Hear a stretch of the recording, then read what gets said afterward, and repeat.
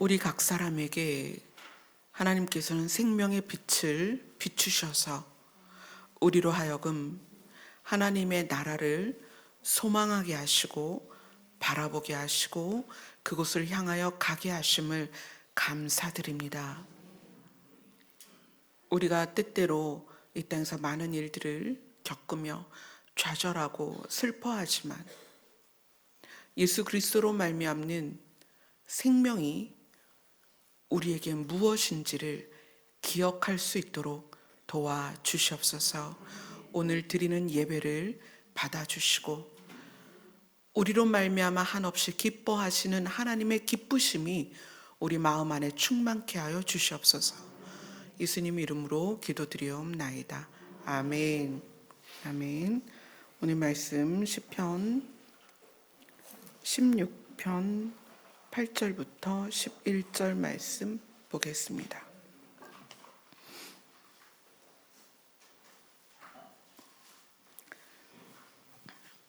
찾으셨으면 다 같이 8절부터 11절까지 함께 읽도록 하겠습니다. 시작. 내가 여호와를 항상 내 앞에 모시며 그가 나를 오른쪽에 계심으로 내가 흔들리지 아니하리로다. 이러므로 나의 마음이 기쁘고 나의 영도 즐거워하며 내 육체도 안전히 살리니 이는 주께서 내 영혼을 수월에 버리지 아니하시며 주의 거룩한 자를 멸망시키지 않으실 것임이니이다.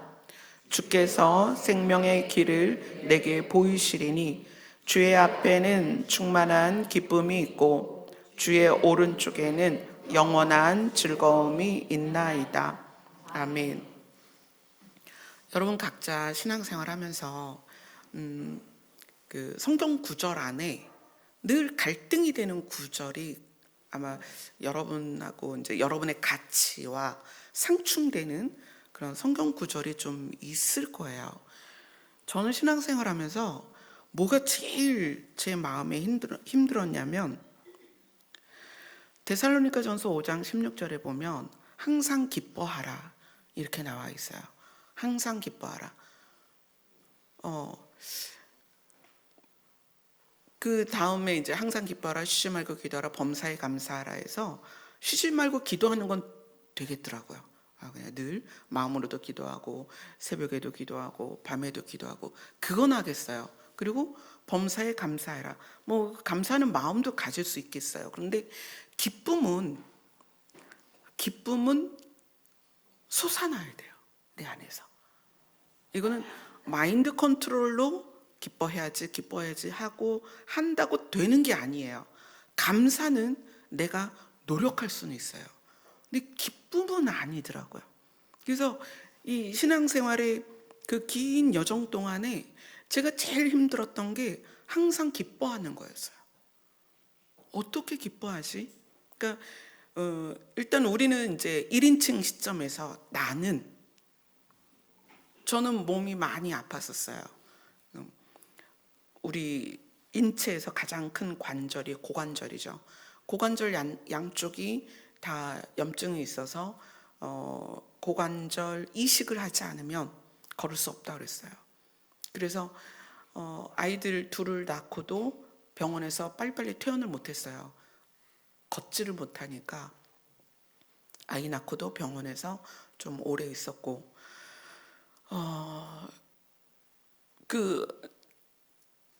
내가 아프니까 그 통증이 뭐 하루에 진통제를 16알씩 먹어야 하는 그런 상황에서 진통제로 통증을 이렇게 부여잡고 있는 상태에서 그 기쁨이라는 게 내 안에서 안 나오는 거예요.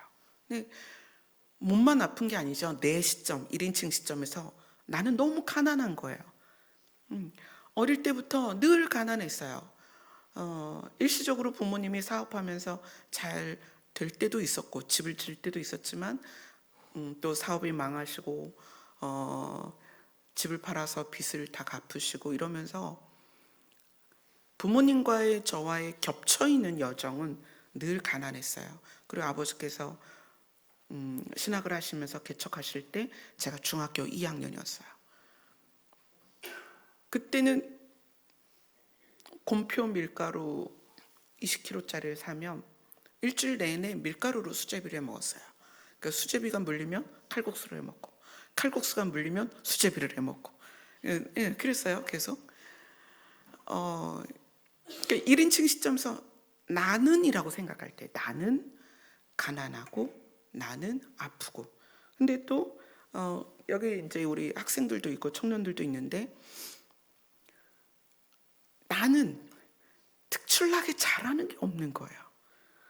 남들은 뭐 목소리도 너무 좋고 노래도 잘하고 그림도 잘 그리고, 저희 아이들 둘은 둘 다 어렸을 때부터 그림을 그려갔고요. 두 아이가 물론 이제 공부로 인한 그 상장도 많지만 그림으로 인한 상장이 많아서 두꺼운 화일이 전부 상장이었어요. 근데 저는 상장을 많이 안 받아봤어요. 그 상장을 받을 만한 달란트가 제 안에 없었어요. 그 나는이라고 나를 볼 때 나는 참 변변치 못한 거예요. 그렇게 성장하면서 뭐 보시다시피 또 외모가 특출난 것도 아니고 어디다 저를 이렇게 비빌 데가 없는 거예요. 나 이래 라고 할 게 없는 거예요. 1인칭 시점에서 늘 나는 부족하고 모자르고 없고 아프고 막 이런 거죠. 근데 이제 결혼하면서 자존감이 더 떨어지고, 결혼하면서 상처가 쌓이고, 결혼하면서 더 힘들다. 인생은 정말 힘들다. 이러면서 신앙생활을 하는데, 내가 내 인생을 걸어가는 것과 신앙생활을 하는 것이 늘 같이 가고 있는데 둘 다 행복하지 않은 거예요. 기쁨이 없었어요.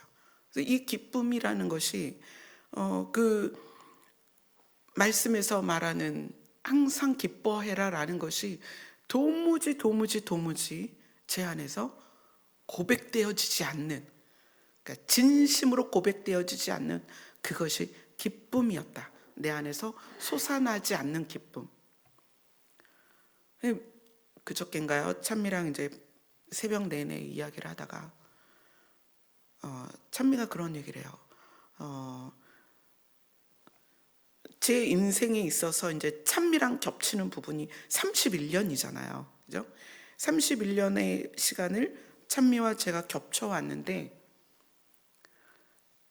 그 시간 안에 빠진 부분이 있었어요. 뭐냐면 하나님의 나라예요. 이 하나님의 나라라는 개념이 정말 열심히 하나님을 찾았고 기도했고, 그래서 나름 또 이렇게 은혜와 은사를 받고 그러면서 열심히 교회 생활을 하고 신앙 생활을 하고 또 목회하기 전에는 제가 해야 할 사역들을 잘 감당해 왔어요. 그런데 제 신앙생활에서 하나님의 나라라는 비중이 없었다는 거예요. 그거를 교회가 제시해 주지를 못했어요. 하나님의 나라라는 또 두 글자로 줄이면 천국이죠. 천국이기도 하고 하나님의 나라이기도 한 그곳이 상상 속에 또는 그냥 개념 안에 머물러 있었다는 거예요. 실제로 내 거가 아니었어요. 그걸 누리지 못했어요. 그것이 빠진 신앙생활은 교회에서는 정말 뭐 열심히 사역을 하고 보람 있는 일들을 이루어 갔지만 가정에 들어오면 녹초가 되고 현실, 어려움, 또 고난, 또 관계 안에서 힘든 일들, 또 그 건강이 나쁜 상태에서의 일들, 이런 것이 극복되지 않는 아픔이었다는 얘기예요. 그래서 집에 들어오면 더 깔아앉고, 근데 그것이 이제 우리 아이들에게도 영향을 줬겠죠. 그래서 찬미가 그런 얘기를 해요. 가정에서 하나님의 나라를 소망하거나 누리는 그 부분이 없었다. 맞아요. 여러분 어떠세요? 여러분 가족 단위로 여기 계시고 혼자 오신 분도 계시지만 집에 돌아가면 가정이잖아요. 가정. 1인 가정이든 5인 가정이든 가족이 포함된 가정을 이루고 있다는 거예요. 근데 그 가정 안에서 이 가정을 이끌어가는 정서, 가정을 이끌어가는 분위기, 그걸 한번 생각해 보자는 거예요. 오늘 다윗은 우리에게 그 부분에 있어서 이야기를 합니다. 내가 여호와를 항상 내 앞에 모시며, 하나님이 내가 바라보는 존재로서, 소망하는 존재로서, 내가 기대하는 존재로서 하나님이 내 앞에 계시고 그가 나의 오른쪽에 계심으로. 그래서 이거를 제가 말씀드렸죠. 오른쪽 왼쪽의 방향의 문제가 아니다. 나는 하나님을 옳다고 생각한다. 내 인생에 그분이 나의 기준이다. 그분이 옳다. 그래서 내가 흔들리지 않는다는 거예요. 근데 저는 인생이 많이 흔들렸거든요.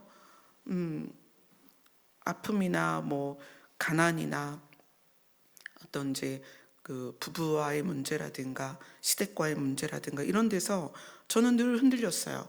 그래서 남편이 목회를 했을 때 저는 사모였는데도 불구하고 약국을 다니면서 이제 병원을 가서 처방받을 수는 없으니까 약국에 가서 우울증 약을 샀단 말이에요. 근데 약국 약사님이 우울증 약이 이제 부작용이 심하니까, 더군다나 병원에서 처방하는 그런 약이 아니고 이제 약국에서 내가 돈 주고 사는 그때의 우울증 약들이 부작용이 심하다. 그러면서 저보고 종교를 가져보시죠. 제가 사모인데 그 사실 저희 동네에서 약국을 안 가고 조금 멀리 갔었어요. 저희 동네에서는 이제 그 사역하던 그 교회 아이들도 많고 그러니까 좀 나를 모를 곳으로 가서 약국을 갔는데 종교를 가져보시죠. 그래가지고 네 하고 아주 짧게 대답했어요. 네 하고 나왔어요. 그 정도로 제 안에 기쁨을 누리는 근거로서 나는 1인칭 시점에서 내가 무엇을 가져야 된다고 생각했어요. 건강해지든지 가정이 부유해지든지 남편이 나를 끔찍히 사랑하든지 뭐 시댁이 나를 좀 인정해 준다든지 이런 것들을 내가 기쁠 수 있는 근거라고 생각을 하면서, 그게 기쁠 수 있는 근거다 보니 늘 슬픈 거예요. 늘 힘들고 늘 좌절되고 낙심되고 그랬죠. 근데 다윗이 지금 이야기를 하는 거예요. 자기가 흔들리지 않은 이유는 하나님이 항상 내 앞에 계셨다. 나는 그분을 내 앞에 모셔놨다. 그리고 항상 하나님은 옳다. 그런데 그 하나님은 옳다라는 게 어떤 의미냐면 내가 무슨 일을 겪든 상관없이에요. 내가 어떤 상황이든 상관없이 하나님은 옳다. 그래서 9절에서 다윗이 이렇게 고백합니다. 9절을 같이 읽습니다. 시작. 이러므로 나의 마음이 기쁘고 나의 영도 즐거워하며 내 육체도 안전히 살리니. 하나님이 내 앞에 계시고 나의 오름이 되시는 하나님에 대한 개념이 내가 어떤 상황에 있든, 뭐 장인어른이 나를 죽이려고 하든 압살롬이라는 아들이 나를 죽이려고 하든 상관없이 하나님이 오르시기 때문에 그 모든 상황이 그냥 수용되고 받아들여지는 거예요. 그래서 나는 흔들리지 않는다. 그렇기 때문에 내 마음이 기쁘다는 거예요. 저는 늘 나는 이래서, 나는 이렇기 때문에, 내가 속해 있는 내 가정의 상황이 이러니까, 내 남편이 이래서, 내 시댁 때문에 늘 그래서 힘들고 좌절되고 슬펐어요. 분노하고. 근데 다윗은 그렇지 않습니다. 나의 마음이 기쁠 수 있었던 건 하나님이 옳다라고 믿어진 거예요. 다윗이 경험했던, 다윗은 왕이었지만 그 인생을 보면 정말 파란만장한 삶을 살았거든요. 근데 그는 나의 마음이 기쁘다라고 얘기를 해요. 그 다음에 나의 영도 즐거워한다. 그러면 마음이 기쁜 것하고 영이 즐거워하는 것은 무슨 차이일까요? 여기서 마음은, 영어로는 이제 마음이 마인드하고 하트 이렇게 두 가지로 이렇게 쓸 때가 있어요. 근데 마인드라고 하면은 이제 이성적인 판단, 어떤 그런 능력이죠. 근데 하트라고 하면은 정서적인 부분이거든요. 그러니까 다윗이 그 정서적으로 느끼는 그 마음이 늘 기쁘고 영도 즐거워한다. 그럼 영이라는 것은 이제 근본적으로 이 영이 뭐냐는 우리가 이제 말씀 안에서 계속 다루어오지만 한번 봅시다. 창세기 2장으로 갑니다.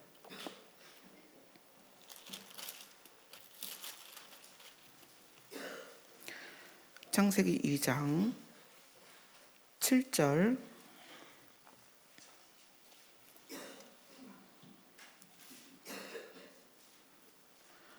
창세기 2장 7절을 같이 읽습니다. 시작. 여호와 하나님이 땅의 흙으로 사람을 지으시고 생기를 그 코에 불어 넣으시니 사람이 생명이 되니라. 흙으로 사람을 지은 건 알겠죠? 하나님이 우리를 흙이라는 재료를 써서 형태를 만들었어요. 그리고 생기를 그 코에 불어 넣었다 그러는데, 다른 성경에서는 생명의 숨을 그 코에 불어 넣었다라고 얘기를 해요. 근데 이것이 이제 다른 성경에서 어떻게 표현됐는지 보겠습니다. 욥기서로 갑니다. 욥기는 우리가 지금 보고 있는 시편 바로 앞이에요. 욥기 27장입니다.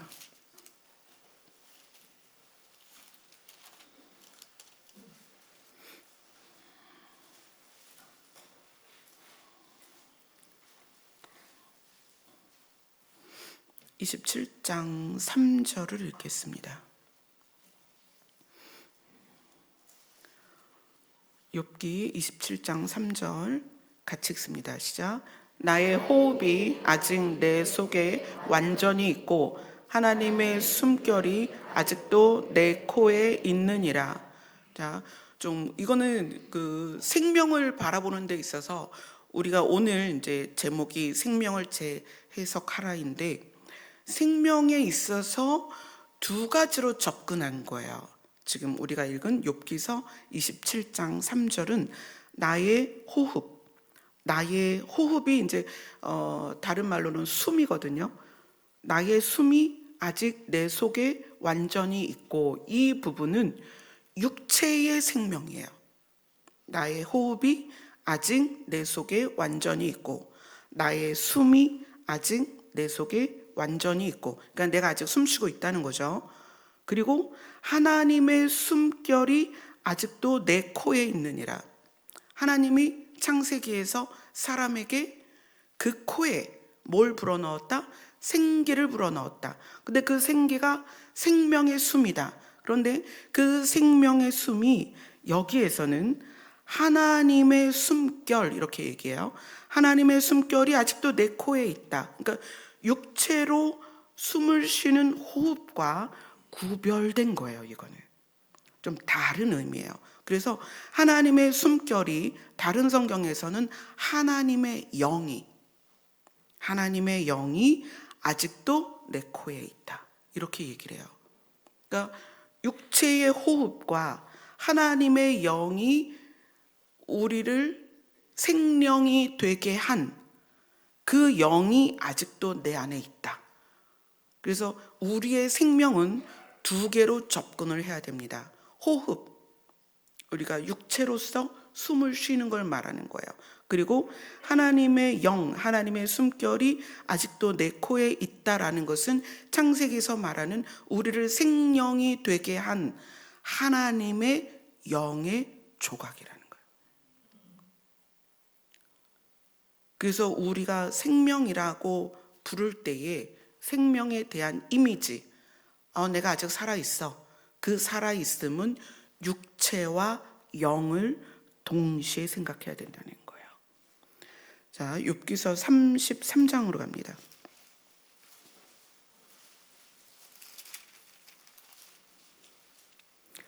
33장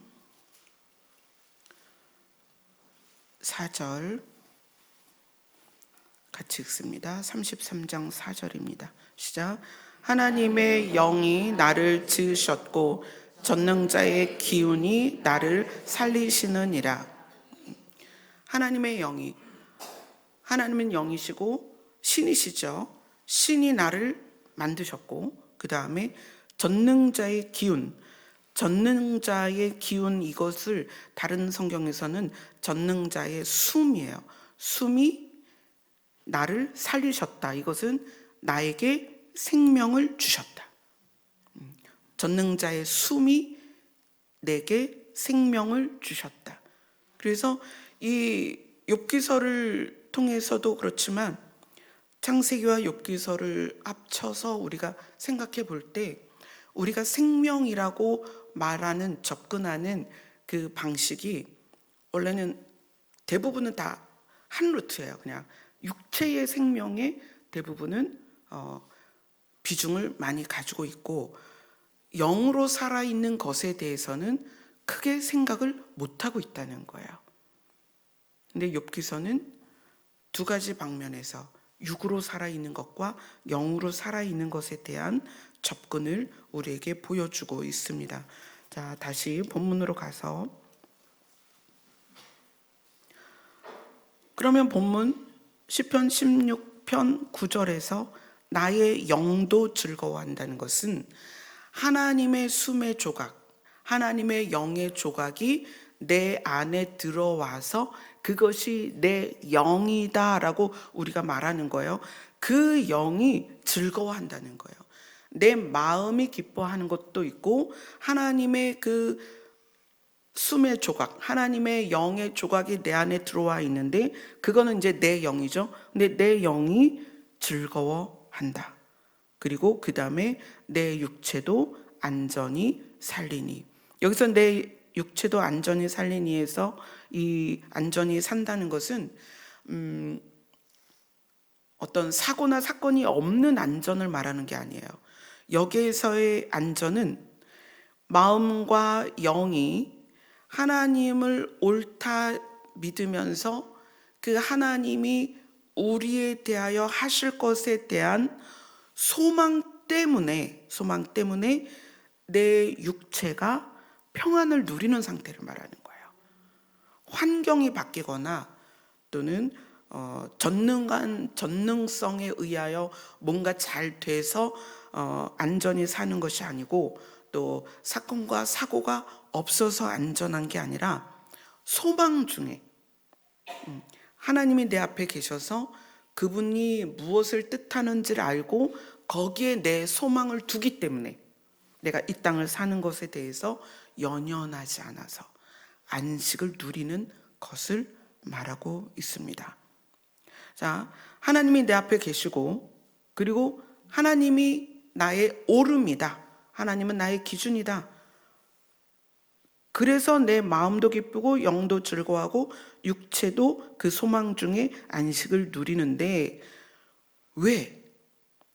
하나님이 나의 오름인데 왜 나는 기쁘고 즐겁고 안식을 누릴까요? 왜? 자, 10절을 같이 읽습니다. 시작. 이는 주께서 내 영혼을 스올에 버리지 아니하시며 주의 거룩한 자를 멸망시키지 않으실 것임이니이다. 자, 이 10절 한 절이 굉장히 많은 내용을 가지고 있는데 내 마음이 기쁘고 내 영도 즐거워하고 내 육체도 소망 중에 안식을 누리는 이유는 왜냐하면 주께서 내 영혼을 수월에 버리지 아니하실 것이다. 내 영혼을 지옥에 보내지 않을 것이다. 자, 우리가 하나님을 믿는다는 것은, 예수님을 믿는다는 것은 그것으로 인하여 구원받았다라는 표현이에요. 구원을 받았다라는 게 어떤 이미지일까요? 여러분, 구원받았다. 자, 이미지를 저는 이제 하나님께서 이해를 돕기 위해서 그런 이미지를 많이 보여주세요. 그 이미지를 통해서 제가 이해를 해야만 여러분하고 이런 부분들을 나눌 거 아니에요. 그러니까 이제 이미지를 보여주시는데, 구원에 대한 이미지는 이렇게 보여주셨어요. 바다인데 섬도 안 보이고 육지가 안 보이는 그런 바다예요. 넓은 바다인데 그 바다 표면이 다 얼어 있어요. 그러니까 완전한 그 추위 속에 엄동설한의 그 얼어 있는 바다 속에 사람들이 있는 거예요. 그래서 제가 이렇게 내려다보는 시점에서 그 두꺼운 얼음 밑에 사람들이 다 보여요. 그러니까 그 사람들에게는 소망이 없는 거예요. 바다 위로 나올 수가 없어요. 왜냐하면 얼음이 있으니까. 그리고 표면이 얼었다는 건 얼마나 춥겠어요. 그 속 안에 있는 사람들은 전부 시퍼렇게 질려서 얼어서 얼음 밑에서 위를 바라다보고 있는데, 소망도 없고 절망 가운데 두려움이 가득한 그 모습의 사람들이 그 얼음 밑에 가득해요. 그 넓은 바다에. 근데 하늘에서부터 큰 손이 나타나서 얼음을 깨고 어떤 사람을 그 속에서 꺼내는 거예요. 그리고 이것이 구원이다. 그래서 구원을 어떤 표현을 쓰죠? 건졌다. 죄악 가운데서 우리를 건졌다. 그러니까 여호와의 손이 얼음을 깨고 어떤 사람을 꺼내는 거예요. 그거를 보여주시면서 내가 너희를 건졌다. 사망 가운데서 건졌다. 구원은 절대 우리 스스로 이룰 수 없습니다. 절대 우리는 사망 가운데서 나올 수 없습니다.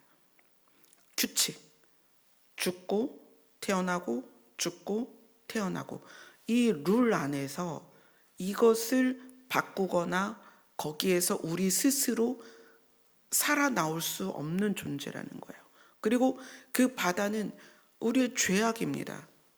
우리는 우리 안에 있는 죄성이, 성경에서는 그렇게 말하죠. 너희는 날 때부터 생각이 악하다. 너희의 생각이 악하다. 그거는 선을 몰라서 악한 게 아니에요. 여러분 다 선을 압니다. 선을 알아요. 그런데 선도 알고 악도 아는데 늘 우리는 1인칭 시점이라는 거예요. 나는 행복했으면 좋겠어. 나는 즐거웠으면 좋겠어. 그러다 보니 그 시점에서 우리의 추구는 늘 욕심이고 비교하고, 또는 비교에 의해서 이제 수치심을 느끼던 열등감을 느끼던, 이것이 다 우리의 악함에서 나오는 감정들이라는 거예요. 우리의 죄와 우리의 죄성은 우리 스스로는 나올 수 없다.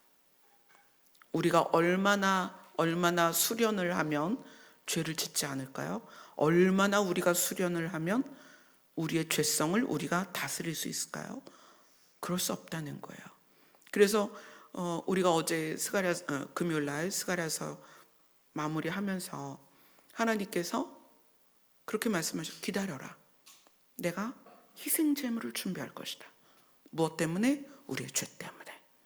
근데 그 희생 제물이 되신 예수 그리스도의 능력은 뭐냐면 바다의 얼음을 깨버리는 거예요. 뭐예요? 사망을 깨버리는 거예요. 사망을 깨고 사망의 그늘 아래 있는 우리를 어떻게 하셨다? 건지셨다.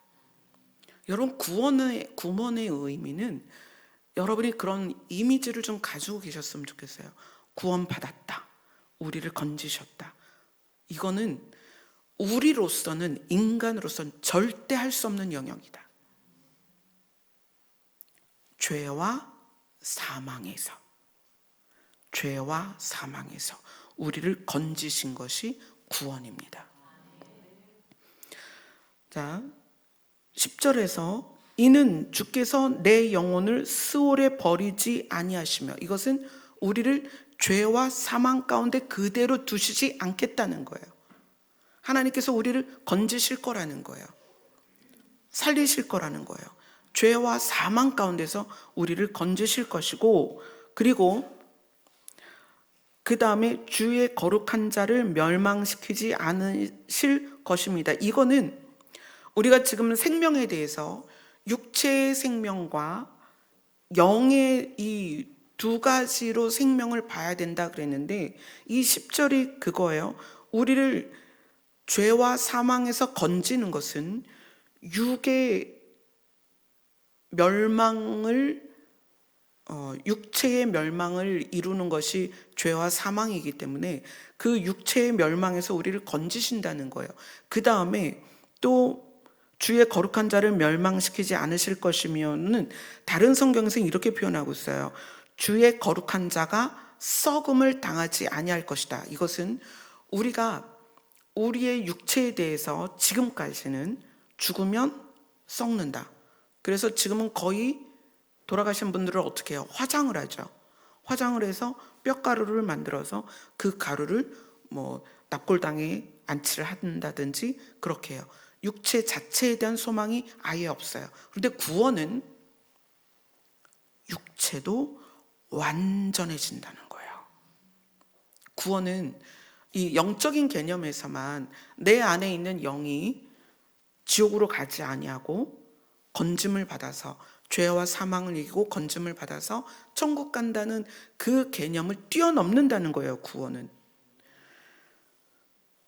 주의 거룩한 자 예수님이 그의 몸이 썩음을 보지 않을 거라는 것은, 우리의 구원은 우리의 육체까지도 완전해진다는 의미를 가지고 있다는 거예요. 그래서 예수님이 죄와 사망을 십자가에서 이기셨는데, 그리고 그분의 육체가 썩지 않고 부활하셔서 부활의 첫 열매로 우리에게 무엇을 알려주시냐면, 너희들이 그렇게 소중히 여기는 너희들의 육체가 완전해질 것이다. 우리의 구원은 영으로서 무슨 고스트 막 이래가지고 막 천국에 막 다리도 없이 막, 여러분 그렇지 않습니다. 천국은 우리의 육체가 완전한 모습으로 있게 될 거예요. 에덴에서처럼. 하나님께서 그런 부분들을 이제 저한테 보여주시는 거는 이제 여러분하고 나누라는 거죠. 저는 천국에 있는 저의 모습을 봤어요. 저는 그래서 저의 모습에 좌절하지 않습니다. 천국에 가면 여러분이 저를 못 알아볼 거예요. 얼마나 샤방샤방하고 샤랄라하고 얼마나 아름다운지 아마 몸무게도 저의 반쪽이 되는 것 같아요. 그 모습을 보면서 천국의 소망이 마치 영으로 무슨 그 유령이 있듯이 캐스퍼가 돌아다니듯이, 그게 아니라는 거예요. 하나님의 나라는 실제하는 나라입니다. 그 실제라는 게 우리의 육을 포함하고 있다는 거예요. 그래서 우리의 육체가 에덴에서처럼 완전해져서 사망의 영향을 받지 않고 그런 육체로서 살아가는 곳이 하나님의 나라라는 거예요. 인생 2회차입니다. 그죠? 우리는 죄와 사망의 그늘에 있기 때문에, 공중 권세 잡은 사단의 영향 아래에 있기 때문에 질병도 있고 근심도 있고 사고도 있고 사건도 있고, 또 우리만 있는 게 아니라 하나님을 인정하지 않는 사람들과 함께 살다 보니까 늘 이렇게 부닥치잖아요. 그러면서 거기에서 갈등이 있고. 그런데 하나님은 우리를 육체까지도 완전한 그 나라로 우리를 데려가려고 하신다는 거예요. 아멘. 그래서 그 일을 계획하시는 하나님이 그것에 대해서 11절을 같이 읽습니다. 시작. 주께서 생명의 길을 내게 보이시리니 주의 앞에는 기쁨이 있고 주의 오른쪽에는 영원한 즐거움이 있나이다. 우리가 그것을 원하기만 한다면 하나님께서는 우리에게 생명의 길을 보이신다는 거예요. 내가 하나님을 내 앞에 두고 하나님이 옳습니다. 나의 기준은 하나님의 생각고 하나님의 성품이고 하나님의 뜻입니다. 나는 그것이 옳다고 생각합니다 라고 한다면 하나님은 생명의 길을 내게 보이시는데, 이 생명의 길, 이 길은 방향성이에요. 우리가 어떻게 어디로 가야 될지 생명의 방향성, 내가 가지고 있는 영과 육의 생명의 방향성을 하나님이 보여주신다는 거예요. 또 생명의 방향성만이 아니라 생명이 이 땅에서 완전해지는 그곳까지 가는 동안에 어떻게, 방법도 이 길에 포함이 되어 있습니다. 이 길은 방향이기도 하고 방법이기도 해요. 그것을 하나님께서 우리에게 보여주신다는 거예요. 근데 이 보이신다는 게 눈으로 보여준다는 게 아니라 실제적으로는 인도해 주겠다. 너희들의 육의 생명과 영의 생명이 완전한 곳으로 가도록 방향도 인도하겠고 방법도 인도하겠다. 그것이 하나님이 우리에게 말씀하시는 거예요. 주께서 생명의 길을 내게 보이셔서 우리를 인도해 주실 텐데, 주의 앞에는, 자, 이거는 여러분이 다시 이제 생각을 해보세요. 하나님의 목자세요. 하나님의 목자셔서 여러분을 양으로 표현하시죠. 그래서 목자가 양을 어디로 인도해요? 시편에서 푸른 초장과 쉴만한 물가로 인도하시는 거예요. 자, 그 장면을 생각할 때 목자 입장에서 푸른 초장과 쉴만한 물가로 양들을 인도하는 이유는 살리기 위함이죠. 근데 양들을 살리기 위해서 푸른 초장과 쉴만한 물가로 인도하는데 이제 그 앞이 다 왔어요. 자, 우리 양들이 저기서 풀을 뜯고 물을 마시면 더 포동포동해지고 얼마나 좋을까. 목자의 기쁨이에요. 목자의 기쁨은 양들이 딱 앉아서 알파벳 외우고 수학 사인 코사인 해가면서 수학 풀고 이게 아니라 잘 사는 거예요. 건강하게. 그래서 목자는 푸른 초장과 쉴만한 물가를 보면 양이 생각나는 거예요. 그래서 어떻게 해요? 데리고 가는 거죠, 거기로. 그래서 하나님께서는 생명의 길을 우리에게 보이셔서 각자에게 어떻게 인도를 할 것이며 어디로 인도를 할 것이냐를 각자에게 알리신다는 거예요. 인도하시고. 그런 하나님이 어떤 마음이다? 충만한 기쁨이 있다는 거예요. 하나님은 여러분 살리시는 것이 가장 큰 기쁨이에요. 그걸 아셔야 돼요. 우리가 하나님을 생각할 때 하나님은 엄하고 두렵고 무섭고 걸리면 죽어. 그래서 숨잖아요. 걸리면 죽어. 그러니까 막 숨어서 안 들키려고 하잖아요. 근데 하나님은 너 잘했어 못했어 이게 아니라 나는 너를 살리고 싶어. 내가 너를 생명의 길로 인도할 거야. 어디로 가야 되는지 어떻게 가야 되는지 내가 너를 도와줄 거야. 근데 그렇게 하시는 것을 어떻게 한다? 기뻐하신다. 그 하나님의 마음을 여러분이 아셔야 됩니다. 그리고 이 16편 11절 마지막에 이렇게 얘기해요. 주의 오른쪽에는, 자, 우리의 오른쪽에는 누가 계세요? 하나님이 계셨죠. 하나님이 기준이야. 하나님이 옳은 분이시죠. 오라, 의로운 분이고, 그래서 나의 오름은 하나님이야. 그런데 주의 오른쪽에는 뭐가 있다? 영원한 즐거움이 있다. 그 얘기는 하나님은 우리를 살리는 것을 즐거워하신다는 거예요. 내가 너희를 살리는 것이 나의 오름이다. 아시겠어요? 그것을 우리가 뭐라고 배웠어요? 하나님의 의이다. 그렇죠? 하나님의 의는 생명이다. 우리를 살리는 것이다. 그런데 하나님의 오른쪽, 하나님의 오름은 무엇이다? 영원한 즐거움이다. 이 영원한 즐거움의 내용이 뭐다? 우리를 살리는 것이다. 생명이다.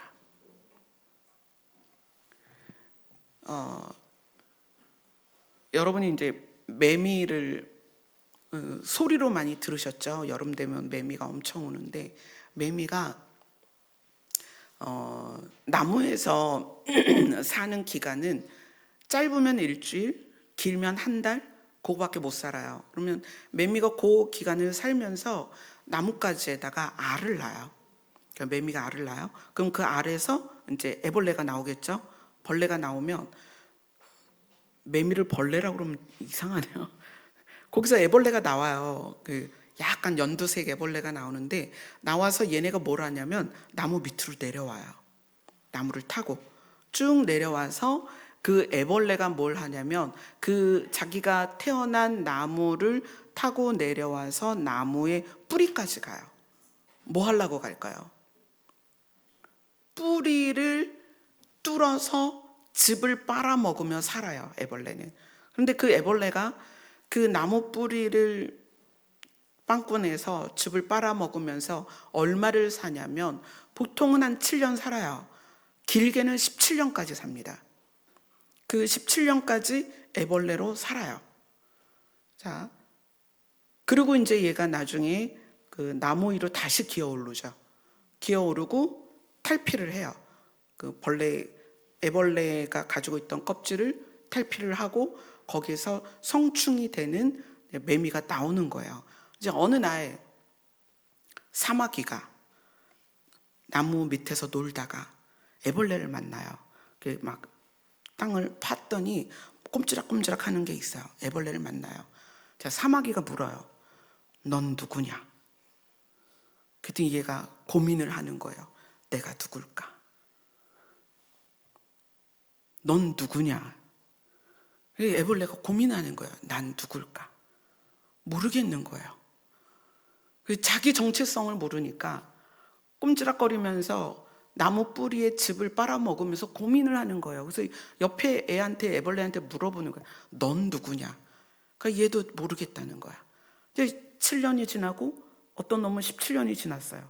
그래서 얘네가 막 나와서 나무 위로 올라가는 거예요. 나무 위로 올라가서 이제 탈피를 기다리는데 이번에는 까마귀가 묻는 거예요. 넌 누구냐? 자, 잘 생각하세요.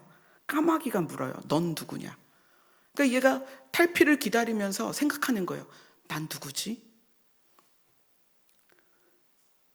자, 우리 정윤자매에게 물을게요. 정윤자매가 그 땅속에 있는 애벌레야. 사마귀가 물어. 넌 누구냐? 그럼 뭐라고 대답할래요?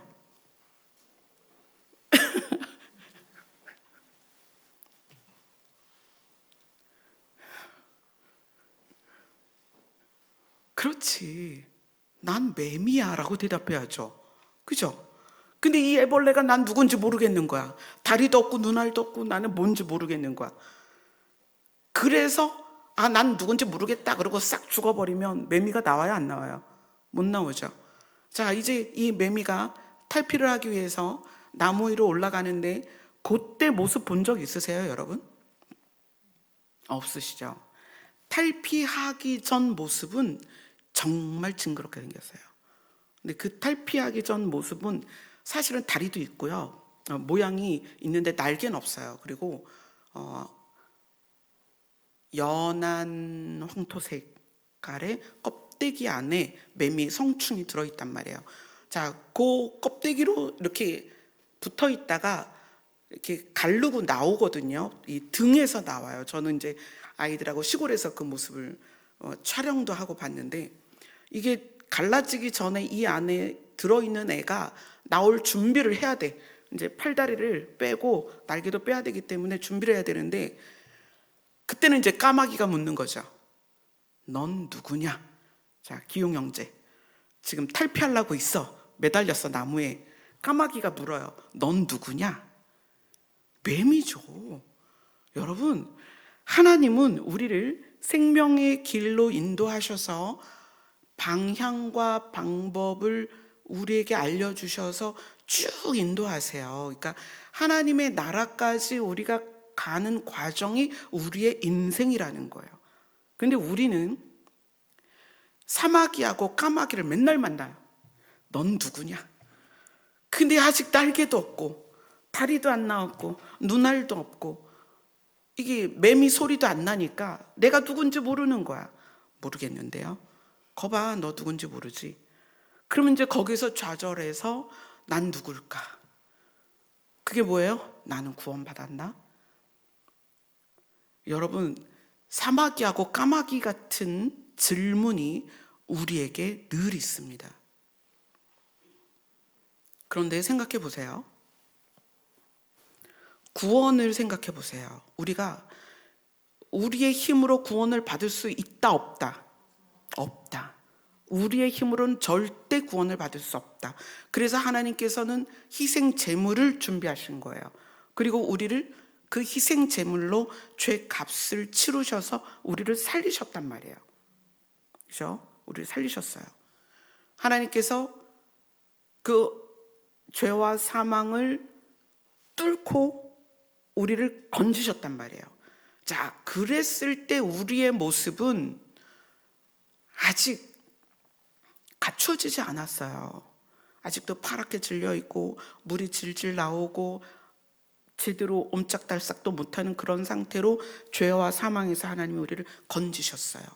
그러나 그러한 상태에도 우리는 구원을 받았다는 거예요. 사마귀랑 까마귀는 이 애벌레 보고 넌 누구냐 이러지만 그도 매미라는 거예요. 근데 그가 점점점 시간이 지나서 탈피까지 하고 나면 매미가 된다는 거예요. 우리는 지금 구원받은 상태에서 하나님의 나라에 진짜 들어가는 순간까지 이 과정에서 내가 구원받았다라는 사실이 우리를 변화시킵니다. 여러분, 내가 구원을 받았나 안 받았나 이러면 어떻게 되냐면 제가 그런 질문을 받았거든요. 제가 만약 이렇게 노력을 해도 안 바뀌어서 구원을 예수님으로 말미암아 구원을 받았어도 구원을 잃는다면, 구원을 못 받은 상태처럼 돼서 천국을 못 간다면 내가 굳이 열심히 교회를 다닐 필요가 있을까요? 이렇게 얘기를 해요. 그러니까 우리의 딜레마가 자라지 않은 모습과 성숙하지 않은 내 모습에, 또 성숙하지 않은 성도들의 모습에 우리가 저 사람 구원 받았나? 또는 저래서 천국 가겠어라고 우리는 우리 스스로 어쩔 땐 사마귀가 되고 어쩔 땐 까마귀가 된단 말이에요. 하나님은 근데 그렇지 않아요. 우리를 건지셔서, 죄와 사망에서 건지셔서 내가 도와줄게. 내가 너에게 생명의 길을 보여줄 거야. 그러면 우리는 우리 자신이 아직 애벌레 같고 탈피도 못한 정말 징그러운 모습이지만 우리는 어떻게 하는 거예요? 하나님을 내 앞에 모시고 그분이 나의 오름이 되셔서 간구하는 거예요. 하나님 도와주세요. 하나님 나를 살려주세요. 하나님 저를 인도해 주세요. 하나님 저를 자라나게 해주세요. 하나님 저를 성숙하게 해주세요. 하나님 도와주세요. 그러면 하나님께서 우리를 자라게 하신다는 거예요. 성경이 그렇게 얘기해요. 하나님이 자라게 하시느니라.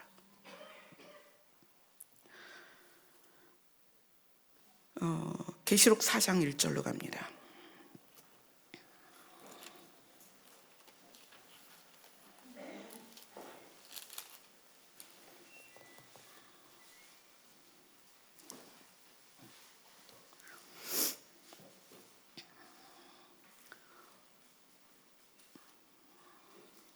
계시록 4장 1절 같이 읽습니다.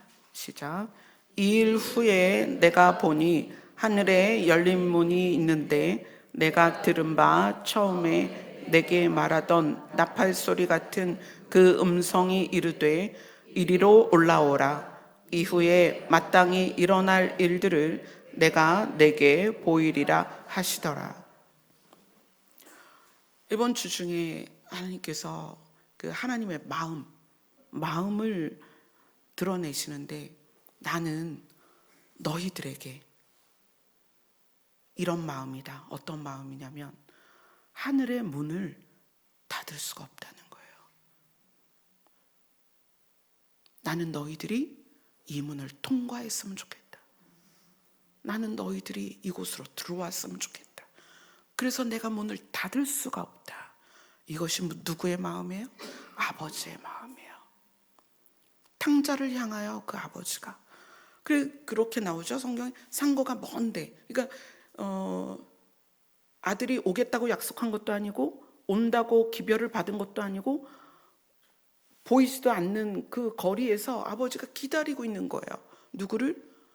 탕자를 기다리고 있는 거예요. 하나님이 하늘에 열린 문을 두셨다는 것은 우리를 향한 간절함이에요. 내가 닫힌 문이 아니라 열린 문을 두고 너희를 기다리고 있다. 너희들이 나에게로 왔으면 좋겠다. 그런데 그 열린 문으로 들어가야 되는 우리에 대해서 한 사람 한 사람에게 생명의 길을, 방향과 방법을 내가 도와줄 것이다. 내가 인도할 것이다. 그게 하나님의 마음이라는 거예요. 여러분, 우리의 죄성 가운데 얼마나 많은 우리의 부끄러운 모습들이 있어요. 그러나 우리가 그것을 바라보는 것이 아니고 어떻게 해라? 내 앞에 누구를 둬라?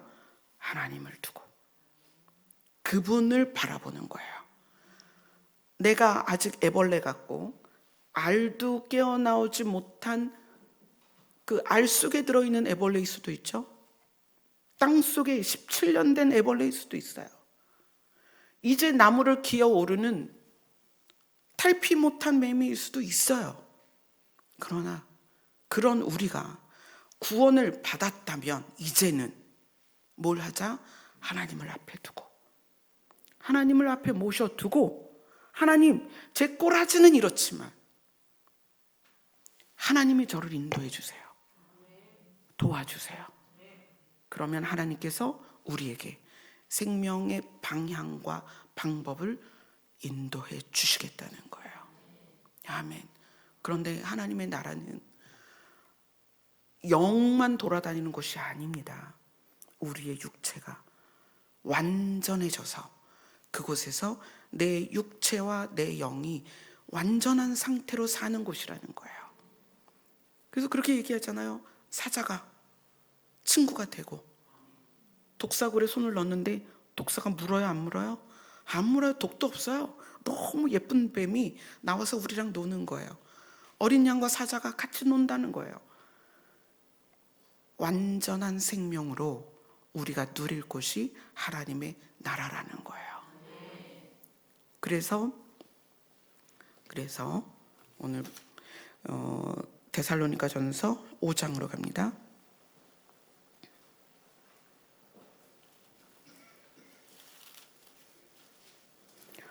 5장 16절.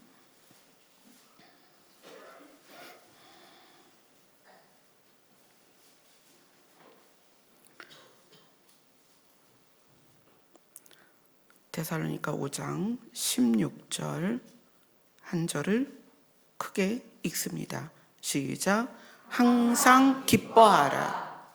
아멘. 자, 우리의 기쁨의 근원이 뭐다? 나는이 아니다. 나는이 아니다. 우리의 기쁨의 근원은 내가 갈 하나님의 나라다.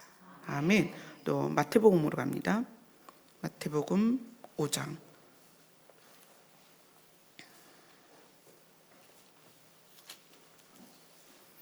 마태복음 5장 12절. 11절부터 같이 읽을게요. 마태복음 5장 10절부터 같이 읽겠습니다. 10절부터 12절까지 시작.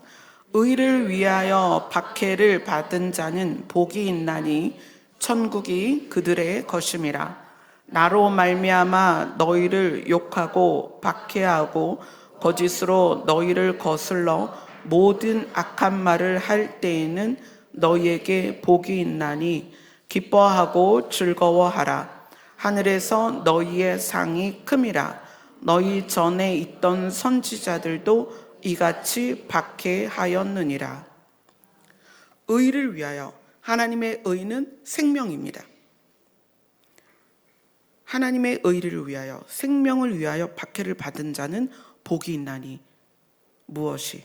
천국이 그들의 것이다. 그리고 우리가 옳다 하는 우리의 기준이 되시는 하나님 또는 예수님으로 말미암아 너희를 욕하고 박해하고 거짓으로 너희를 거슬러 모든 악한 말을 할 때에는 그것이 복이 될 거다. 기뻐하고 즐거워하라. 하늘에서 너희의 상이 큼이라. 이제 이런 구절들이 조금 실제적이 되어가지 않나요? 여러분, 하나님을 잡아당겨서 내가 이 땅을 살아가는 도구로, 또는 하나님을 잡아당겨서 그분의 전능성이 나를 도와서 내가 육체로 살아가는 것에 유익하게 하는 것이 아니라 우리가 하나님을 향해 가야 됩니다. 아멘. 하나님은 하늘에 열린 문을 두고 와라 라고 우리를 초청하신다는 거예요. 그래서 우리는 내 모습은 아직도 죄성에 연약하지만 나는 하늘을 바라보는 거예요. 그래서 마지막 때에 어떻게 해라? 고개를 들어라. 1인칭으로 살지 마라. 고개를 들어라. 고개를 들고 어디를 봐라? 하나님의 나라를 봐라. 그리고 우리가 그 하나님의 나라를 바라본다는 것은 그곳을 소망한다는 거예요. 1인칭에서 나를 위한 걸 소망하는 것이 아니라 고개를 들어 하늘을 보고 그 하늘의 열린 문을 보고 그 하늘 나라를 향하여 소망을 두고 그곳을 기대하고 바라볼 때 하나님께서 우리를 그곳으로 가도록 인도하신다는 거예요. 아멘. 그래서 여러분의 매일매일의 삶이 천국과 가까워지는 하루가 될 것입니다. 마치 계단을 올라가듯이. 지금은 이제 매일매일 계단을 올라가는 거예요. 천국을 향해. 그런데 휴거가 일어나면 어떻게 가는 줄 아세요? 엘리베이터 타고 쫙 올라가는 거예요. 너무 멋있지 않아요? 우리에게는 하나님의 나라가 우리의 가장 큰 소망입니다. 근데 그것이 진짜 여러분 안에 하나님의 나라가 진짜 내 소망이다 그러면 이 땅의 것이 다 놓아져요. 다 내려놓아져요. 그러면서 어떻게 된다? 흔들리지 않는다. 다윗의 고백처럼 흔들림이 없다는 거예요. 아멘. 기도하겠습니다.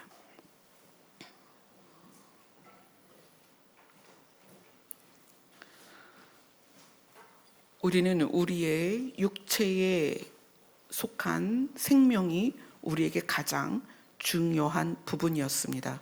그러나 이제 하나님의 나라로 향하여 가는 이 상황에서 나의 영과 육이 완전해져서 하나님의 나라를 누리고 하나님의 나라에서 기쁨으로 살게 될 것이 우리의 소망이 되게 하여 주시옵소서. 예수님 이름으로 기도드리옵나이다. 아멘. 하나님의 나라를 소망하며 찬송하겠습니다.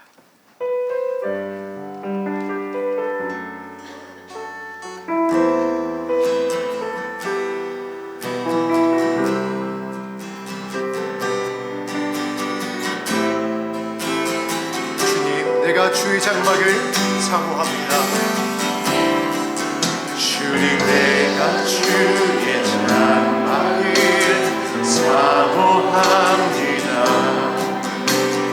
오직 주의 임재를 갈망합니다.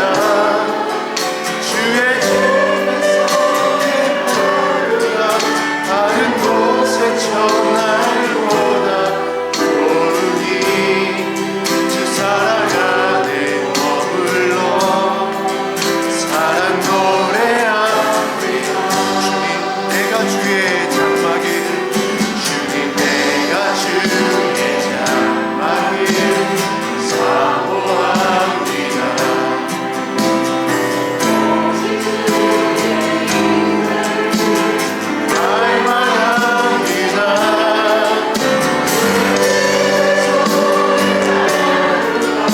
다른 곳의 첫날보다 오르니 주 사랑 안에 머물며 사랑 노래합니다.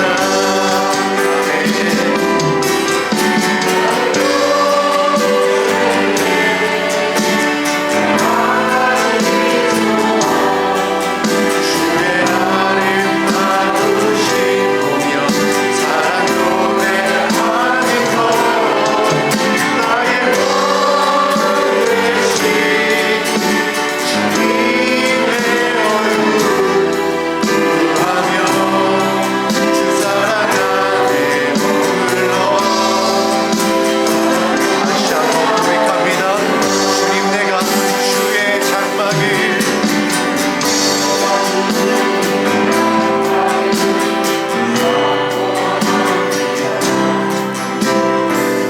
오직 주의 임재를 갈망합니다. 주의 집에서의 하루가 다른 곳의 첫날보다 오르니 주 사랑 안에 머물며 사랑 노래하는 나의 평생에 주의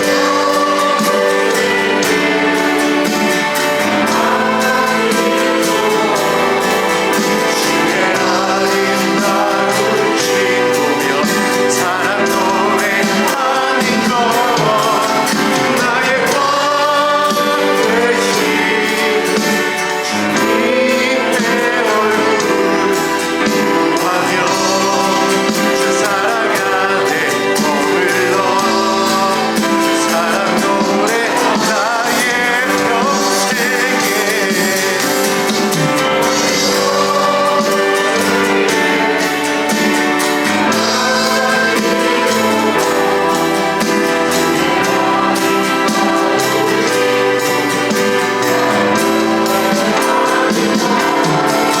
나의 원 되신 주님의 얼굴 구하며 주 사랑 안에 머물러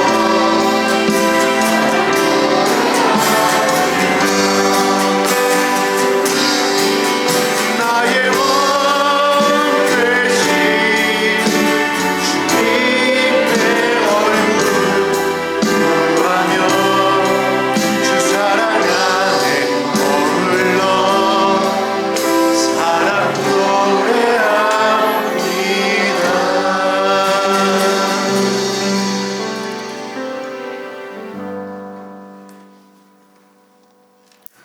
우리가 주의 장막을 사모하든지 주님은 우리를 사모하셔서 우리가 주님 앞에 있는 것이 주님의 가장 큰 기쁨이에요.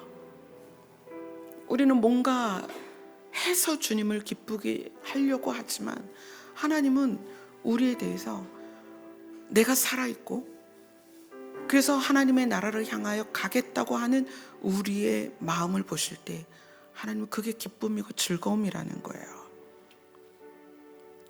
여러분 안에 날마다 하나님의 나라가 실제가 되고 여러분의 가장 큰 소망이 되어야 합니다. 아멘.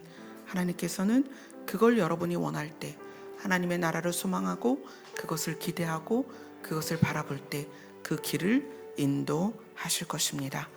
자, 이제 나라의 이 어수선한 문제들, 또 반국가 세력들에 대한 대처들, 지금 많은 문제들이 남아 있습니다. 여러분들 식사하시고 오후에는 나라와 민족을 위해서 이 자리에서 기도를 하셨으면 좋겠습니다. 아멘. 우리 1시까지 기도하도록 하겠습니다.